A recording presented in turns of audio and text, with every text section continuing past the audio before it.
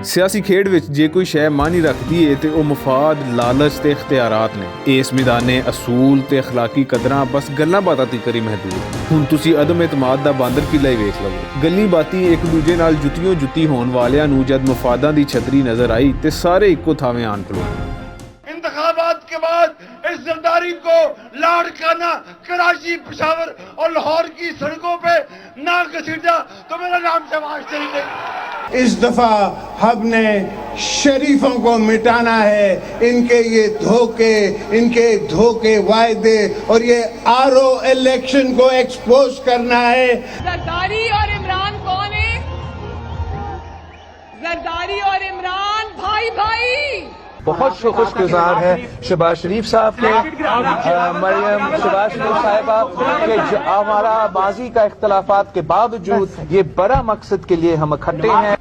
गल इत्थे नहीं मुक्ती, बल्कि वड्डे खां होरी भी कदे चौधरी परवेज इलाही ते शेख रशीद होरां बारे कोई चंगे विचार नहीं सन रखते। अल्लाह मुझे शेख रशीद जैसा कामयाब सियासतदान कभी ना करे, इससे बेहतर मैं फेल ही रहूं। मामूली परवेज इलाही जो इस पंजाब का सबसे बड़ा डाकू है।